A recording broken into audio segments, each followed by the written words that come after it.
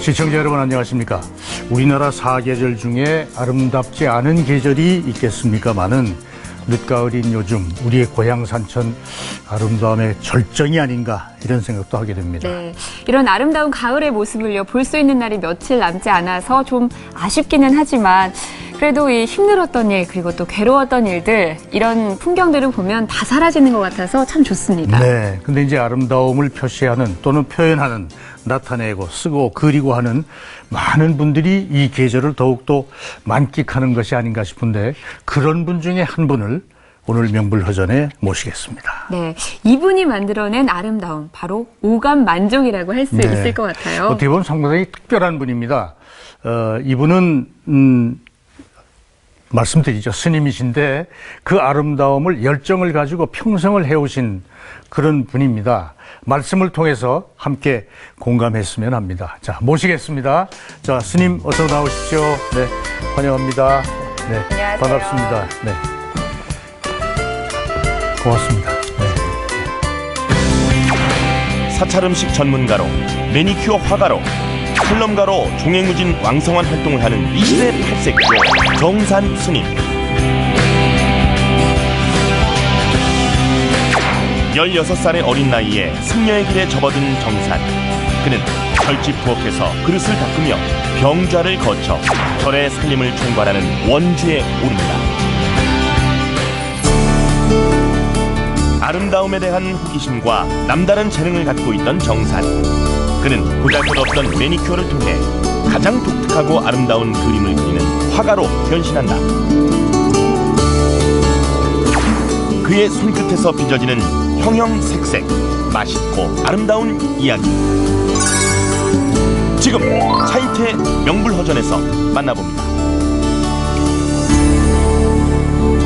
사찰 음식 전문가이시고 화가이신 정산 스님이십니다. 스님 환영합니다. 어서 오십시오. 네, 감사합니다. 네, 반갑습니다. 반갑습니다. 근데 뭐 참 너무 편안하고 좋으시네요.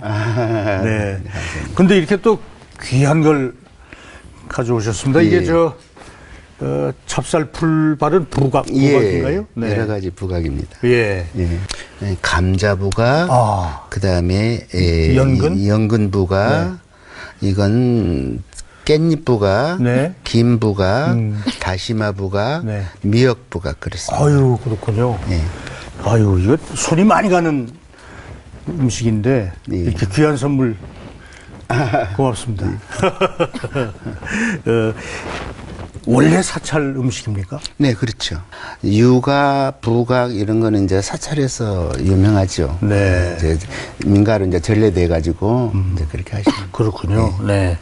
자, 오늘 이처럼 사찰 음식에 대해서도 많은 말씀을 듣기 원하고 네. 또 화가로서도 지금 일가를 이루시고 계신데 정산 스님 이제 이자연 아나운서가 칸칸 프로필을 통해서 자세히 소개해드리겠습니다. 네.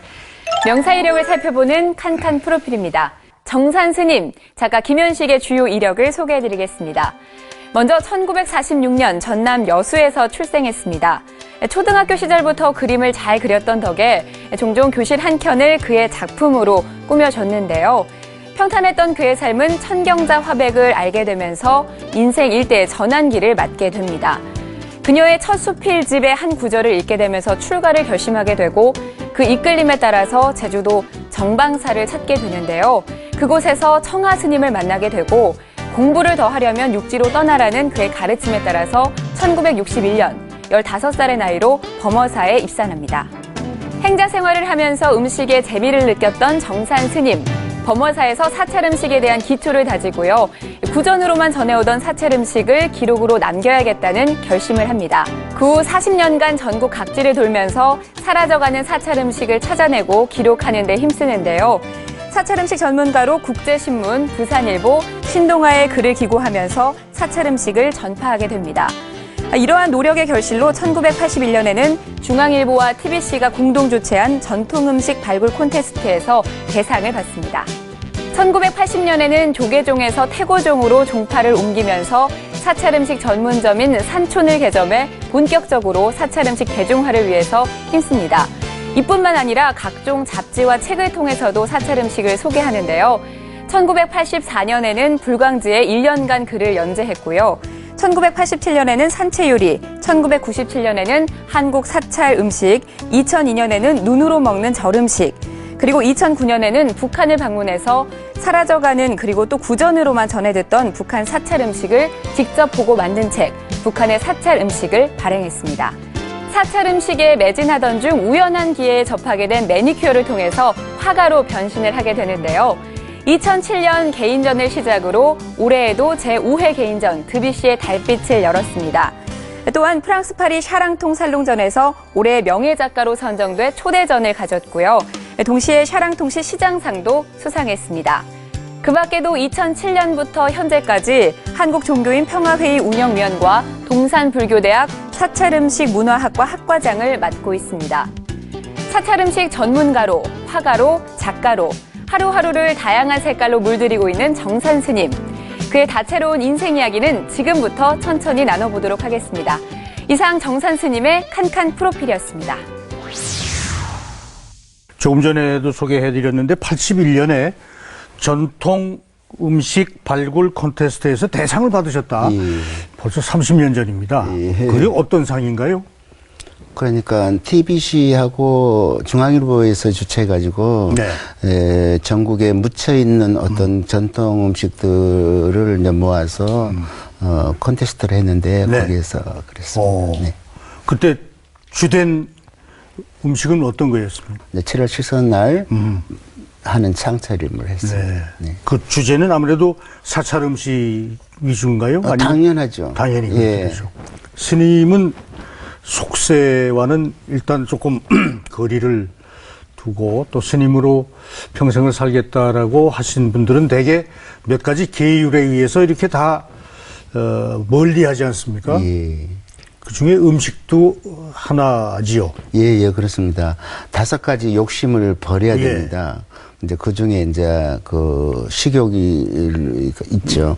식욕을 멀리 해야 되는데 나는 그걸 붙들고 있으니까 좀 그런 면에서는 그렇습니다. 근데 그걸로 이제 도를 다 통하신 거 아닙니까? 이제 득도 하셨다고 볼 수도 있겠는데. 네. 자, 포토 다이어리를 통해서 이재한 씨 좀 말씀 계속 듣죠. 네, 계속해서 사진을 통해서 그 삶의 이야기들 들어보겠습니다. 자, 첫 번째 사진은요.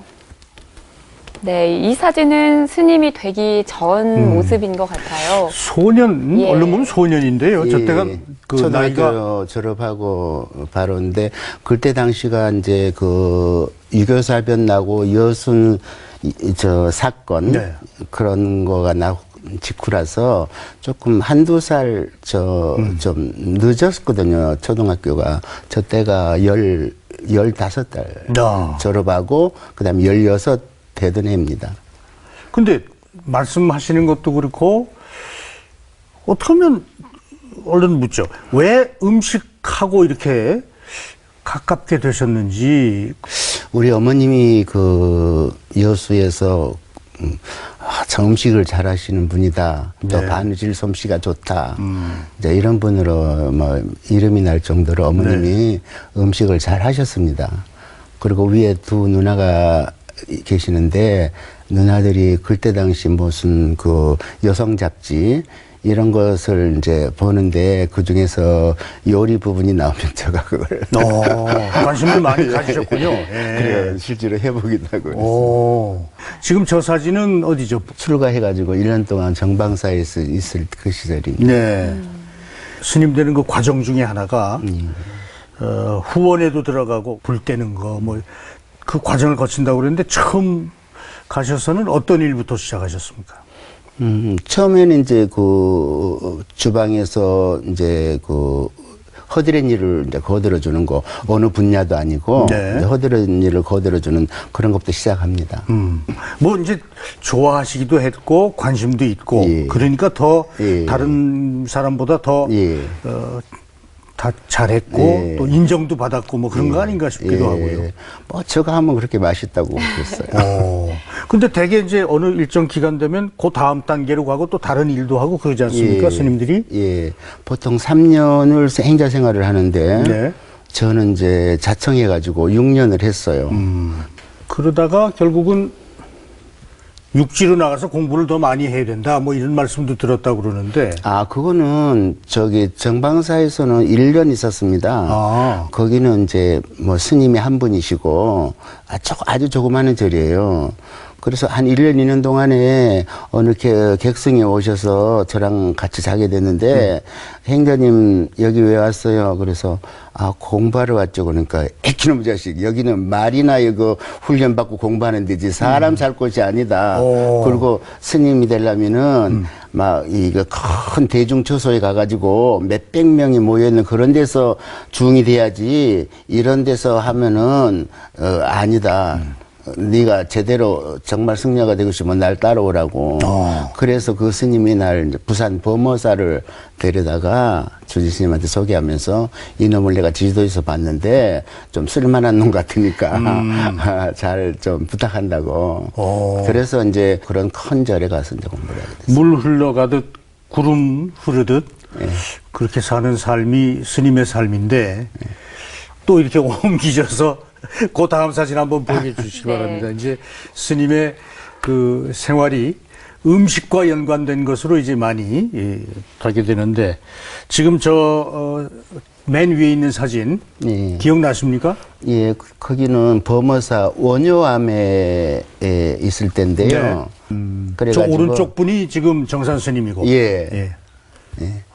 눈이 내린 거 보니까 겨울에 겨울입니다. 찍은 것 같습니다. 그 아래 왼쪽 대웅전 앞에서 찍은 것은 거기는 내가 대구 동화사에서 원주 직책을 맡고 있을 때인데 조금 오후에 어느 가을에 한가을 날 그 옆에 거기서 한 4km 가면 부인사라는 또 큰 절이 있어요.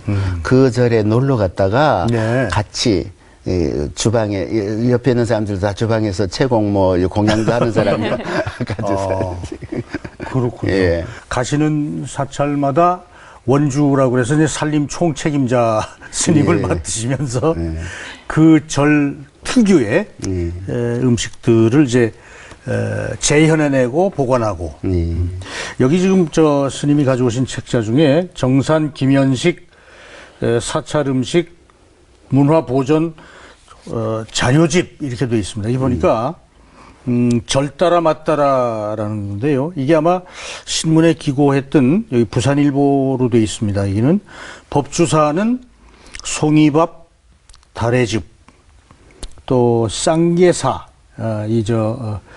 지리산 남쪽이죠. 쌍계사. 여기는 작설차, 진달래, 화채, 녹두적 뭐 이런 것으로 해서 이게 신문의 연재를 상당히 오랫동안 하셨나 봐요. 네.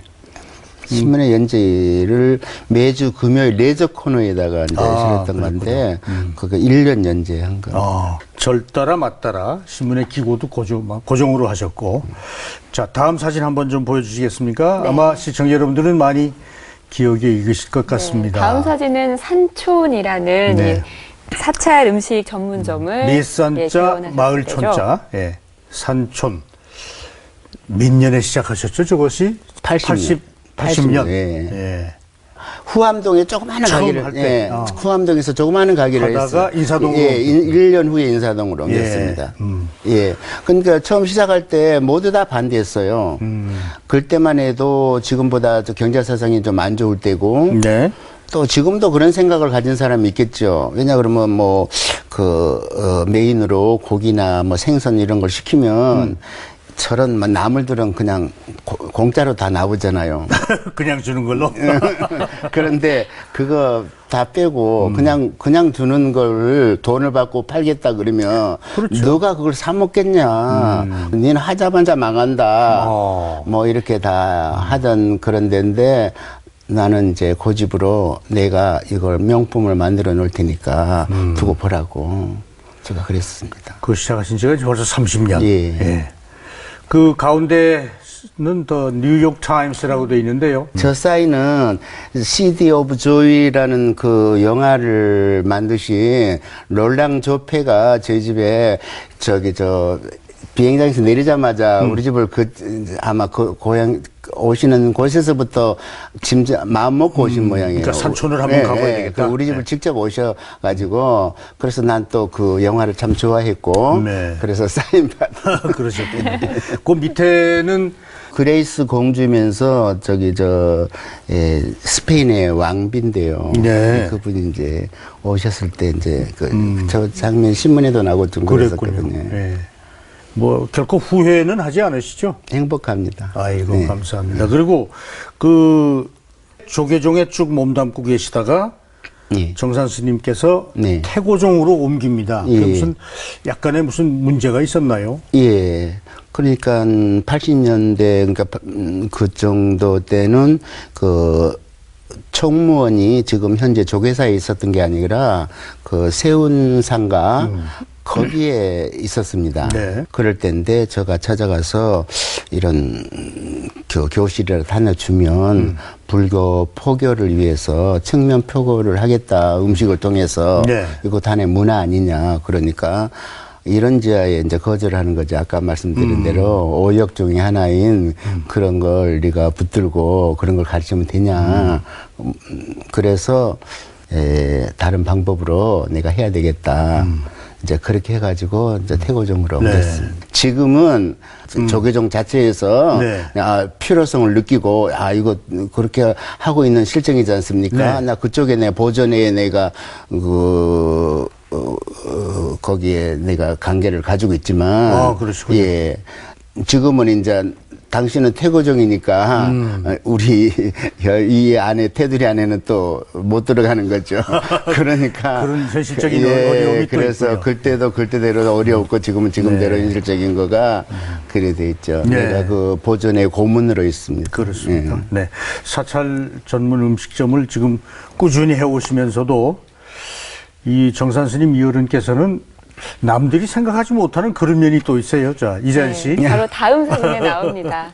자, 새로운 모습인데요. 작품들 사이에서 이 스님 모습이 보이고 있습니다. 화가로 변신을 하셨어요. 지금 저게 첫 개인전 사진이다 이렇게 되어 있는데 소재는 뭘 사용하셨습니까? 매니큐어를 사용했습니다. 예? 매니큐어요. 여자들 손톱 밟는 거예요?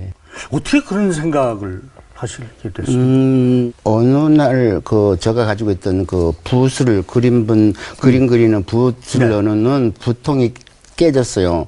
도자기로 된 건데. 깨졌는데 이걸 아까우니까 감쪽같이 붙여가지고 수리를 해서 썼으면 좋겠다. 그러다가 보니까 우리 직원 하나가 남는 시간에 손톱에다가 매니큐어를 칠하고 있더라고요. 저걸로 하면 되겠다 딱 생각을 한 거예요. 그래서 이제 매니큐어는 접착력도 있거든요. 그렇죠. 그래서 하얀 매니큐어로 가지고 딱 붙이니까 잘 붙었어요. 그 여인들의 그 욕망의 상징인 그 색깔로 나는 무상을 그려보겠다. 그리고 시작을 하는데 너무 저한테 딱 맞는 것 같습니다. 관조와 명상 2007년 그때 오셨던 그 관객들의 반응은 어땠었습니까? 반응은 그러니까 손톱에다가 그리는 것 같고 이제 그런 걸 그렸다는 거 이제 그 물성을 그런 걸로 했다는 거에서 이제 놀래고 그다음에 이제 그런 솜씨가 있었냐고 그림 참 좋다고 이제 그런 말을 들었습니다. 냄새가 독한데 그 작업하실 때 어떠세요? 여인들이 여기에 손톱에 조금만 칠하는데도 냄새 나잖아요. 근데 제가 그리는 그림은 뭐 크다고 하면은 보통 뭐 8m, 10m, 높이 2m 70 이런 그림을 그리니까 매니큐어를 막 들어붙는 거죠. 그러니까 그 냄새가 장난이 아니죠. 색깔마다 투명이라든가 반투명, 또 완전 또 불투명, 또 거기다가 무슨 그 야광, 또 펄을 집어넣어서 번쩍거리게 하는 거, 뭐 다양한 것들이 많아가지고요. 정말 회화로서 표현하기 너무 좋고요. 잠시 화면으로도 나갔습니다만 올해 프랑스에서도 전시를 했다고 또 초청을 받으셔서 그때도 다 대작입니까? 작품 중에는 많이 그 중에서 제일 큰 작품이 8m 50에 높이 2m 70짜리가 제일 컸고요. 그 다음이 이제 120에 90 이런 작품. 이제 그 재료는 전부 다 매니큐어로. 예. 아까 그 성냥곽입니까? 예. 예. 성냥곽에도 그립니다. 예. 근데 거기도 그려도 재료는 매니큐어지만 아무것도 그려지지 않은 하얀 성냥곽을 주문을 해가지고 이제 그렇게 해서 이제 세우고 한쪽 면만 그렸어요. 그러니까 정면에 봤을 때는 안 보이고 측면에 봤어도 안 보이는데 한쪽 면만 보이는 걸 바로 이게 색이고 이게 공이구나, 색이 즉 또 공이고 공이 즉 색이구나, 그런 것을 바로 느낄 수가 있었죠. 예. 파리 블란석 그 화랑에 왔던 그곳 미술 애호가들의 반응은 조금 놀랬을 것 같은데요. 어떻습니까? 지금까지 봐왔던 그 회화의 장르와는 조금 다르기 때문에. 그러니까 바로 보통 그림이라는 건 바로 보이게 돼 있잖아요. 그러게 말이에요. 숨겨놓고 측면에서 보니까 그러니까는 보통 이 화가들 중에 하는 얘기가 이 그림 앞에 와가지고 30초만 서 있다가 가도 성공한 그림이라고 그런다고 하는데 이제 그런 성냥각 작품 그런 거는 숨은 그림이기 때문에 이제 처음에 이렇게 지나가면 자기가 모르죠. 자기가 가는 거면서 쳐다보면은 이제 가는 것만큼 해서 열리거든요. 그렇죠. 뒤로 보면. 그래서 쭉 한번 가서 끝에 가서 전체적으로 한번 보고 다시 돌아오면서 하나하나에는 뭘 그리셨나 다시 들여다보는 게 상당한 많은 시간을 그 작품에 이제 기다립니다. 다음 사진 좀 보여주세요. 네, 다음은 마지막 사진인데요. 자, 마지막 사진은 사찰 음식 문화학과 입학식 사진이에요. 보통 한 강좌 하시게 되면 몇 시간 동안이나? 우리 2시에 시작하거든요. 2시에 시작하면 6시에 끝나는데 보통 하루에 한 3가지 음식을 합니다. 네. 가장 최근에 가르치셨던 음식은 어떤 거였습니까? 계절마다 다 다르긴 하겠습니다. 네. 최근에 지금 가을이잖아요.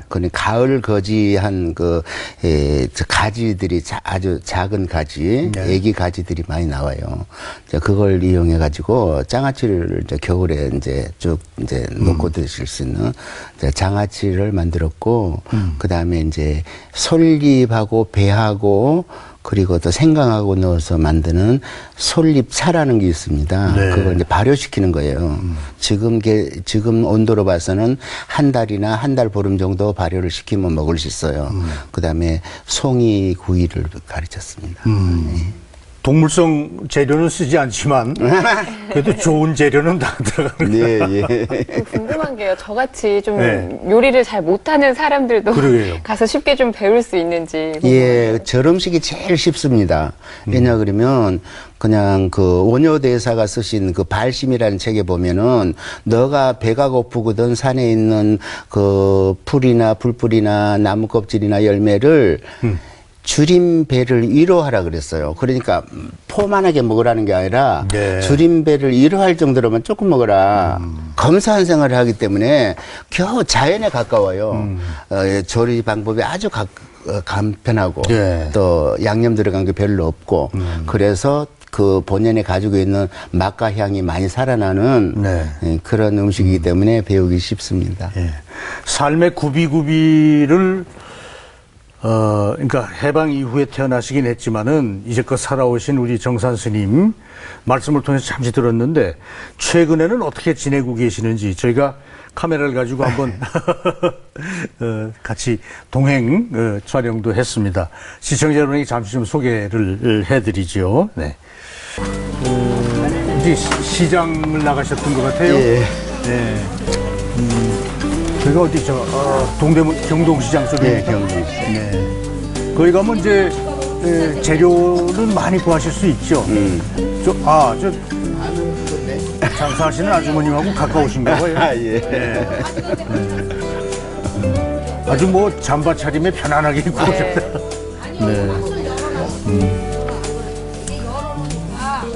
늘 한결같으셔요. 늘 항상 웃으시고 자주 뵈니까 이제 지금 식구같이 늘 부담 없이 그냥 30년 넘었지. 그냥 싸매고 장난이고 맨날 그래. 허물없이 지르는 거예요. 딴 거 말할 것도 없잖아요. 시장 나가면 뭐 그냥 정산스님 그러십니까? 예. 여기는 어딥니까요? 아, 우리 가게인데. 아, 그러시구나. 직접 하시기도 하고 또 같이 도와주시는 분도 많죠? 예. 예.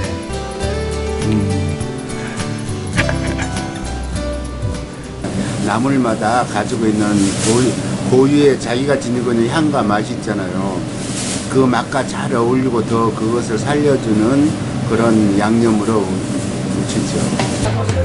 사찰 음식을 먹으면 우리 몸에 어떤 것이 이롭습니까? 이렇게 여쭤보면 뭐라고 답해 주시겠습니까? 내 후배들이 사찰 음식 이거 먹으면 어디에 좋고 이거 먹으면 어디에 좋고 막 그렇게 말들을 하는데 나 거기에 대해서 그러지 말라고 자꾸 그러거든요. 모든 사람들이 이 음식을 먹으면서도 그 부처님의 마음 그런 것도 이렇게 들고요. 또 사람과 사람의 만남의 그 마음도 서로가 그게 되는 그런 아름다운 분위기예요. 서울에 막 빼리만 있는 줄 알았는데 꼭 이게 옛날에 그 절 같은 데 와는 기분이고 음식 맛있잖아요.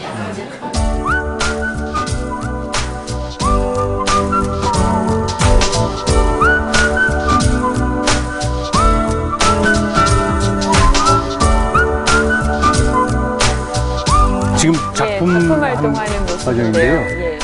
저게 빨리빨리 굳어버리잖아요, 매니큐어는. 예, 그러니까 빨리 굳으니까 장점이면서 단점입니다. 그렇죠. 예. 네.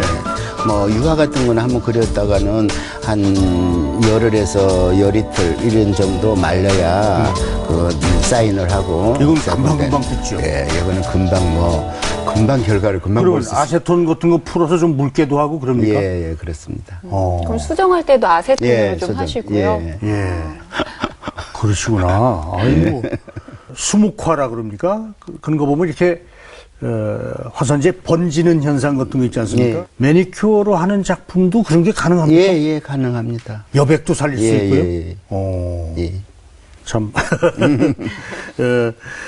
사찰 음식 전문가이시고 또 화가이시고 또 아까 그걸 다 집대성한 자료로 쓰고 있는 작가이시기도 하고 정산 스님 모시고 우리 명불허전 말씀 듣고 있습니다. 아까 그 전시회 포스터를 보니까 김연식 이렇게 돼 있더라고요. 예. 정산 스님이신데 화승으로서 이번엔 정산 스님의 작품을 우리가 직접 한번 소개를 좀 해드릴까 하는데요. 정산 스님의 작품 베스트 3. 첫 번째 작품은요. 야, 굉장히 큰 작품이네요. 공과 색이라는 작품입니다.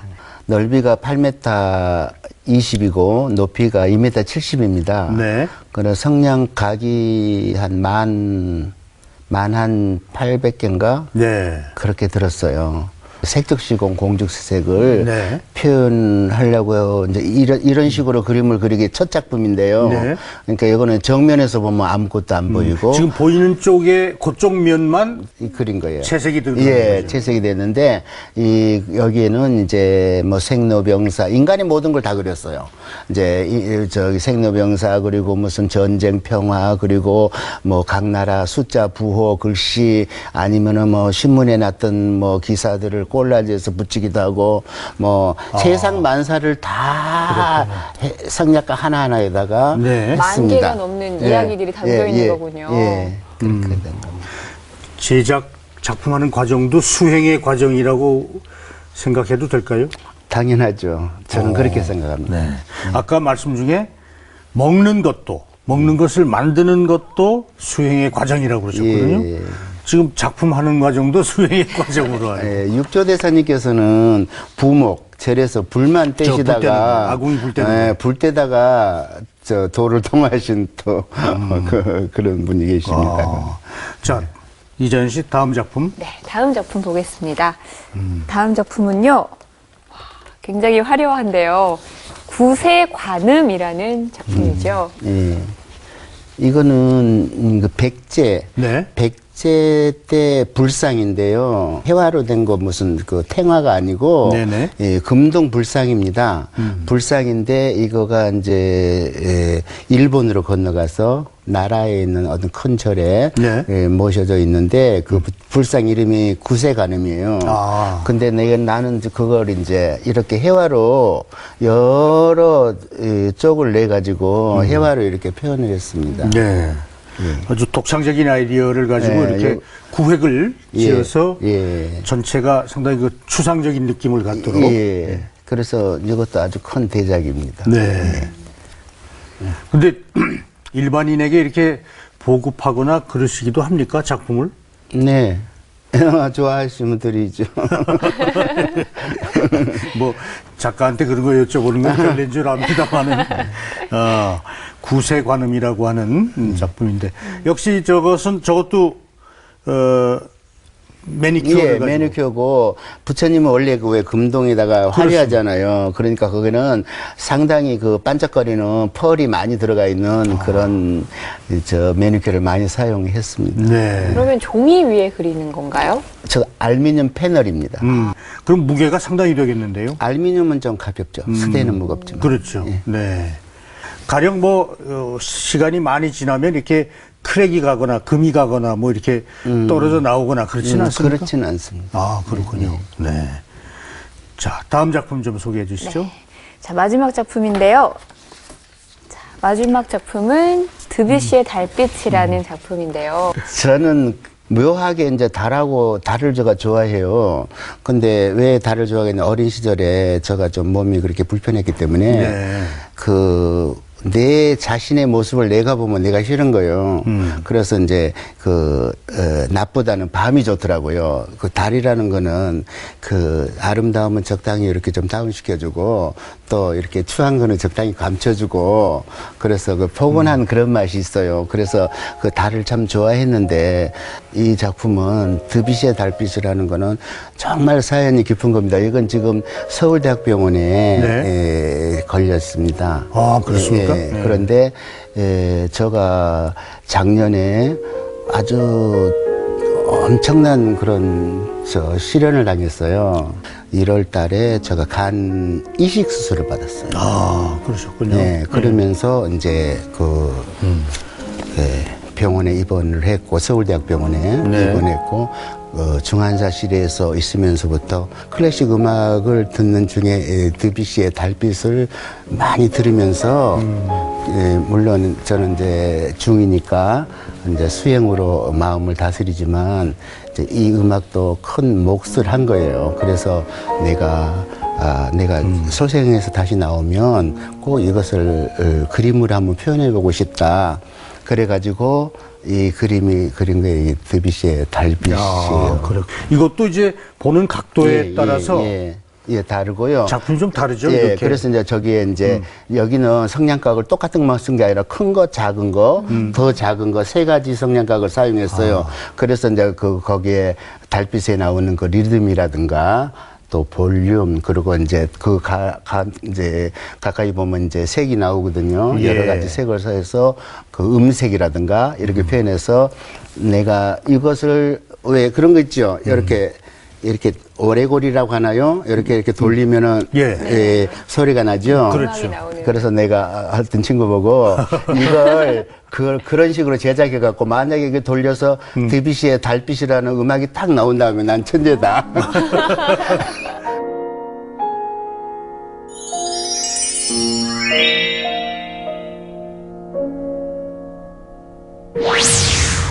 어떻게 보면 스님으로서는 뭐 이런 것을 굉장히 소중히 여기는 그런 분이 아니신가 싶기도 하고요. 그렇다고 뭐 벽면 수행이나 참선을 안 하셨다는 얘기는 아닙니다. 근데 늘 이렇게 승복을 입으십니까? 경우에 따라서는 그냥 또 안 입을 경우도 있습니다. 네. 그 경우라는 것은 어떤 경우를 얘기해요? 그건 지금 구체적으로 말씀 못 하겠는데 무슨 꼭 승복이 거치장스럽고 그 자리에 좀 잘 안 어울리고 또 분위기에 서로 안 맞고 또 그런 경우가 있죠. 어떤 행사 같은데, 그러니까 물론 불교와 관계되지 않은 그런 행사에 가시게 되면 그 행사에 맞는 옷차림도 하시고 그렇게 가지고 뭐 깜짝 놀라게 해줄 경우도 있고 그렇습니다. 선글라스도 하십니까? 예. 예. 선글라스가 잘 어울린다고 그러던데요. 잘 어울리시는데. 예. 그런 모습 보면 주변에서 참 좋아하고 재미있게 느낄 것 그리고 같아요. 아까 음악에도 관심이 많으시고. 예. 근데 그냥 무심코 나는 분위기로 했는데 내가 이제 바쁘다 보니까 이제 안 하게 됐어요. 좀 한동안. 그러니까 그게 나타나더라고요. 오셔가지고 나 스님 피아노 하는 거 나 그거 들으러 왔는데 왜 안 하냐고. 그래서 아, 내 팬도 좀 있구나. 혹시 뭐 드뷔시의 달빛 뭐 연주하는 건 예, 아니죠? 그런 것도요. 아, 그렇습니까? 아, 참 대단하시네요. 자, 여기 정산 스님의 지금까지 쭉 걸어오신 내 생애, 내 삶의 보물 어떤 것이 있는지 좀 말씀을 듣고자 합니다. 자, 이재한 씨. 정산 스님의 내 인생의 보물 3가지를 꼽아주셨는데요. 첫 번째 보물은요. 바루와 승복입니다. 네. 이 옆에 준비가 되어 있어요. 그건 어떤 의미이신가요? 예, 그러니까 이거는 이제 평생 가지고 다녀야 되거든요. 그렇죠. 이거 가지고 이제 평생을 어느 절에 가든지 다른 거는 없어도 이거하고 이 숟가락하고 이거 이렇게는 가지고 다녀야 돼요. 예. 그래 이거는 이 속에 숟가락이 들어있고 네. 또 이거는 그다음에 그 닦는 거고, 네. 예, 행주죠. 그렇죠. 그다음에 여기는 바로 밑에 까는 거예요. 아. 네, 그래서 이제 이거가 없으면 밥을 못 먹지. 의발이라 그러는데 아, 그렇군요. 이거는 바로 어느 의는- 스님이든 이건 다 네. 지니고 예, 다니시는 예. 거죠. 그래서 내가 처음 그러니까 옛날이죠. 그러니까 지금부터 뭐 한 40년 더 훨씬 넘게 50년 그럴 때 이제 개 받을 때 첫 개 받을 때 아. 이제 이걸 받은 거예요. 그러니까 이것도 준 골동품이에요. 그러시겠네요. 예. 근데 그거는 기회를 받으실 때 큰 네. 스님이 주시는 겁니까? 예, 자기 은사 스님이. 은사 왜 스님. 절에서는 저 결혼을 못 하니까 자식이 없잖아요. 네. 그러면 이제 밑에 이제 스님이 새로운 스님이 오면 이제 상자를 삼죠. 그렇죠. 예, 그거는 은사 스님이 너는 내 상자 되라 이럴 수도 있고 거꾸로 이제 행자가 제가 모시겠습니다. 너무 내가 모시고 싶으니까 은사 스님으로 모시겠습니다. 그래가지고 이제 그가 서로가 결정이 되면 이제 기회 받으면서 이제 이걸 주는 거죠. 이건 이제 소중히 하되 그 다음에 이제 이건. 이거는 이제 의발인데 예, 이건 이제 그 위에 가사라고. 예, 그 가사가 세월이 지나면 이렇게 해지기도 하고 닳기도 하고 그러지 않습니까? 예, 그렇습니다. 그러면 이제 조금 더 이렇게 뭐 꿰매기도 하고 덧대기도 하고 그럽니까? 그게 아니고 이제 2가지로 보통 가집니다. 어떤 분은 평생을 떨어지든 말든 이것만 수의하고 하시는 분이 어쩌다가 있겠죠. 그렇죠. 예, 그런가 하면은 이제 처음 받았으니까 어떤 중요한 날에만 이걸 하고 보통 때는 자꾸 이제 그 절에 뭐 신도님이라든가 이런 분들이 이제 가사불사라는 걸 하게 되죠. 절에서. 그러면 가사를 만들어서 스님들 이거는 하나의 의복이니까 헤어지면 또 입어야 되니까 이제 자꾸 만들어 주시니까 하지만 이제 처음 받은 거니까 이제 나는 이제 중요하게 여기 그러겠네요. 아주 소중한 바루와 승복. 네. 아마 그걸 처음 기회를 주셨던 스승 은사 스님 생각이 많이 나시겠습니다. 아, 물론이죠. 아주 많이 나죠. 예. 자, 다음. 2번째 보물은요. 역시 매니큐어입니다. 이 매니큐어는 이제 이걸로 인해 가지고 제가 뭐 그냥 아마추어로 그냥 그림을 뭐 그리고 있었죠. 내 그림이 어줍지 않다고 생각하고 내가 좋아서 그리고만 있었는데 이제 이 매니큐어로 그림을 그리는데 그때 마침 프랑스에서 어떤 화가가 오셔가지고 그림이 참 좋다. 전시해도 되는데 전시 같은 건 안 하냐. 그런 말을 했습니다. 그래서 나는 그분이 우리 집에 음식 먹으러 왔다가 여행길에 그냥 기분 좋으라고 한 말이겠지 그랬는데 1년 후에 국내에 어떤 유명한 화가하고 그 그림을 평론하는 평론가가 오셔가지고 내 그린 걸 보고 너무 좋다고 왜 혼자 그리고만 있냐. 그래서 이제 남들한테 좀 전시도 하고 보이고. 그래서 아, 그러면 1년 전에 그 프랑스에서 완 그 화각 한 마리, 헛말이 아니었구나. 근데 그렇게 하고 이제 용기를 내가지고 이제 전시회를 했습니다. 그러셨군요. 이걸로 인해가지고 지금 이번에 이제 5회째 그림 전시회를 하고 또 내년 1월 달에는 샌프란시스코에서 초청 전시회가. 아, 그래요? 예, 초대 전시회가 또 예약이 돼 있습니다. 아이고, 그럴 정도니까 이제 저는 이제 이 매니큐어가 굉장한 보물이죠. 근데 지금 아까 말씀이 매니큐어가 한 600여 가지가 되는, 이거 착 보면 어떤 매니큐어인지 아십니까? 예, 알기도 하고 보통 저렇게 봐서는 좀 모를 경우도 있거든요. 그럼 사러 가서 손톱에 내가 칠해보고. 그래요? 예, 그 색깔이 어떤지. 이놈은 어떤 매니큐어입니까? 아, 이거는 청색에다가 펄이 들어가 있는 거네요. 반짝반짝한 예. 거. 딱 보면 아시죠? 예, 예. 근데 이게 또 저도 경험상 보면 그래요. 한 번 바른 거 다르고 또 두 번 바른 거 다르고요. 그렇죠. 그런 느낌들도 다 아시는 거죠. 예. 그러니까 이제 많이 발라가지고 이제 이렇게 그 강한 느낌이 들게 하는 경우 또 한 몇 번 발라서 이제 그런 것도 다 양감, 볼륨으로 이제 사용하죠. 예. 그러니까 어떤 매니큐어든 간에 매니큐어를 이렇게 열면요. 그 안에 조그만 붓이 들어있잖아요. 예. 그걸로 그리는 건 아니죠. 예, 그걸로 그리는 경우도 있어요. 이제 어떤 경우냐 그러면 이제 보통 이제 이게 해화하는 그 유화붓 있죠.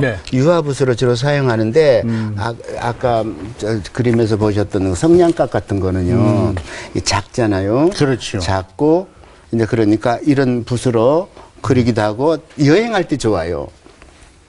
여행할 때 가방 속에 이제 그 성냥갑 가지고 다니면서 이거 하면은 이거 깍 닫아 놓으면 냄새도 안 나고 다 붓이 있잖아요. 그렇죠. 그러면 뭐 여기서 이제 부산까지 이제 뭐 열차 타고 간다 그러면 그 그래가지고 금방 또 마르잖아요. 그렇죠. 이제 그런 조각조각들이 이제 모여가지고 작품이 이제 되는 거죠. 예, 요즘에도 그런 경우에는 이거 이대로 사용합니다. 그대로. 이자연 씨 이런 거 다 잘 모릅니다. 이게 보통 값이 얼마나 해요? 개당 한 몇천 원 합니까? 예, 뭐 몇천 원부터 몇만 원까지 다양할 거예요. 아마 브랜드별로. 그러니까 다 다르다. 네. 보통 비싼 것도 있고 싼 비싼 것도 것도 있고 한 저렴한 것도 2,000원에서부터 35,000원까지 있어요. 아이고 뭐 값도 다 하시고. 저보다 더 전문가십니다. 네. 자, 다음 내 인생의 보물입니다. 네, 마지막 보물은요. 손때 묻은 원고지를 뽑아주셨어요. 아까 방송 전에 잠깐 여쭤봤는데, 우리나라에 있는 24개 본사, 전 사찰을 한 40여 년 동안 발로 다 둘러보시고 그 계절에 그 지역에 그 사찰에 이 음식, 그걸 전부 다 받아 써가지고 재료로 만드셨답니다. 그 원고로. 그 중에 하나만 조금 잠깐 좀 소개를 해 주시죠. 성불사의 밤이라고 가곡으로 유명한 그런 성불사에 있는 음식들을 이제 몇 가지 이제 적어봤는데요. 쌀이버섯으로 만든 낭하라고 그러면은 각국수입니다. 국수. 네, 이제 절에서 스님들이 국수를 아주 좋아해요. 그래서 세 가지 이름이 있는데 이제 제일 먼저 승소라고 해요. 이 국수를 만들면 스님들이 막 너무 좋아가지고 싱글벙글 웃는다 그래갖고 승소라고 그러는데 큰 바루, 아까 만든 그 큰 바루로 막 두세 바루씩 그리 드시거든요. 네, 성불사에서는 그 쌀이 버섯으로 만든 칼국수가 아주 유명합니다. 그런 재료를. 근데 저 성불사라는 거는 가만히 있어보세요. 저 원고를 잠깐 주시면 이게 지금 남한에 있는 사찰이 아니지 않습니까? 예, 이북입니다. 이 연필로 다 쓰셨어요. 성불사, 황해도 황주에 위치하고 있으며 신라말 도선국사에 의해 창건되었다. 쭉 풍수지리에 의한 성불사가 자리 잡은 곳은 산줄기가 흘러내려 분지를 이룬 형세이다. 뭐 해서 쭉 돼 있고 5층 석탑, 극락전 뭐 다 있고 명부전, 청풍루, 운하당, 산신각 다 있고 제목 산마구이, 마 400g, 참기름, 고운소금 만드는 법. 1. 마는 껍질을 벗겨 길이 5cm, 두께 5mm, 굉장히 자세하게 정도로 적혀있네요. 썰어 석쇠에서 노릇노릇하게 굽는다. 그 참기름에 고운 소금을 넣어 만든 기름 소금에 찍어 먹는다. 그다음에 산마찜. 요런 식으로 이제 그 사찰에 특이한 사찰 음식을 다 정리를 하신 거죠. 방송하면서도 아까 우리 여기 스태프들도 그러시고, 아니 수행하시는 스님이 무슨 돈이 있어서 그것도 종로통 한가운데 인사동에 음식점을 차리시고 그 안에 또 화실도 있으시고 사무실도 있으시고 그래서 아니, 스님이 언제 그래 돈을 많이 버셨나 이런 얘기 있었습니다만은 지금 전화 한 분이 연결돼 있습니다. 여보세요, 저 차인태입니다. 안녕하세요, 선생님. 예, 안녕하세요, 차 선생님. 오랜만입니다. 아이고, 참 정말 오랜만입니다. 예. 예. 저 최병학 선생이라고 얘기해도 될까요? 그래도 되고 그냥 천학천이로 불러도 되고 그렇습니다. 여기 저 정산 스님 나오셨습니다. 예. 네. 어떻게 보면 한 40년 넘게 쭉 지켜보시면서 정산 스님의 지금까지 걸어온 길을 최낙천 선생께서는 다 지켜보신 분 중에 한 분인데 꽤 많이 알고 지금 있죠. 말씀 나누다 보니까 자관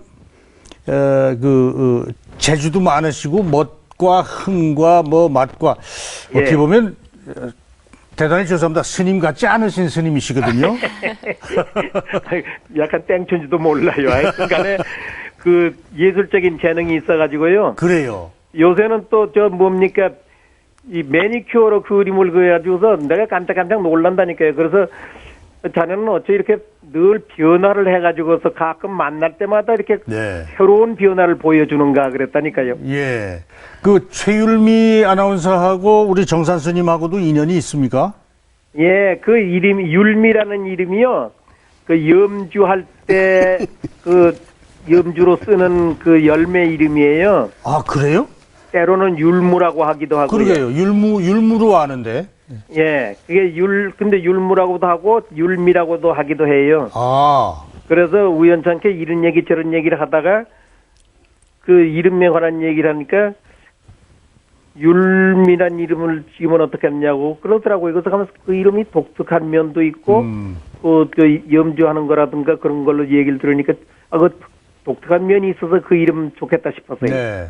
우리 최낙천 선생님께서 오늘 나오신 우리 정산 스님께 평생을 같이 했다고 해도 과언이 아닌데 꼭 하고 싶은 말씀 있으면 좀 한 말씀 들려주시죠. 예. 이 정산 스님은 부단히 뭔가 이렇게 변화를 시도하거든요.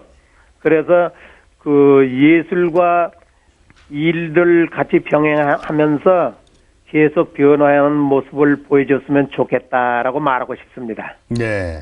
그래야 젊고 싱싱한 기분으로 계속 오래 살 수 있지 않겠습니까? 그렇죠. 예. 아까 정산 스님께서 형님이세요 그랬거든요. 예. 형님하고 전화 통화가 됐는데 한 말씀 하시죠. 아, 형님 안녕하십니까? 유럽 여행은 잘하고 오셨습니까? 영불호전이라는 프로 참 좋은 프로인데 거기 가서 인생 얘기를 하고 참 부럽네. 형님 그리고 차인태 교수님이랑 같이 한번 오십시오. 아, 좋지. 예. 자, 아무쪼록 최 선생님 건강하시고요. 예. 가까운 시일 내에 한번 뵙도록 하겠습니다. 예, 그래요. 감사합니다. 네. 오늘 전화 주셔서 고맙습니다. 예, 그래요. 네, 감사합니다. 고맙습니다. 네. 오늘 프로그램 쭉 같이 하면서 우리 이자연 아나운서가 옆에서 뵌 우리 정산 스님은 그러니까 처음 말씀으로 들었던 거하고 쭉 같이 시간을 하면서 가졌던 느낌은 좀 어떤가요? 그 순수한 눈으로 아름다움을 찾으시면서 그 사찰 음식의 아름다움, 또 매니큐어로서의 작품 활동, 그런 삶이 나온 게 아닌가 이런 생각이 들었어요. 네. 그래서 참 그런 멋진 삶을 사는 스님이 아닐까 직접 느꼈습니다, 옆에서. 네. 전문 음식점 산촌의 주인입니다. 그리고 사찰 음식 전문가이시고 평생 또 화가로서 특히 유럽까지 포함돼서 이제 내년에는 또 미국까지도 또 다 초대를 받으셨다고 하니까 아마 갈수록 더 그 아름다움이 더 빛나지 않겠나 이런 생각을 하게 됩니다. 정산 스님 모시고 오늘 같이 말씀 듣게 된 것을 대단히 감사하게 생각합니다. 오늘 선생님 고맙습니다. 스님 감사합니다. 자, 명불허전, 사람이 산다는 것은 모든 사물을 보는 눈을 어떻게 갖느냐 하는 데에 따라서 많이 다르다 하는 것을 다시 한번 또 느끼게 되고, 스님이시긴 하지만 우리에게 주는 여러 가지 또 진솔한 말씀이 아마 도움이 된 그런 시간이 아니었나 싶습니다. 오늘 명불허전 여기까지 하겠습니다. 다음 주에 뵙겠습니다. 여러분 안녕히 계십시오.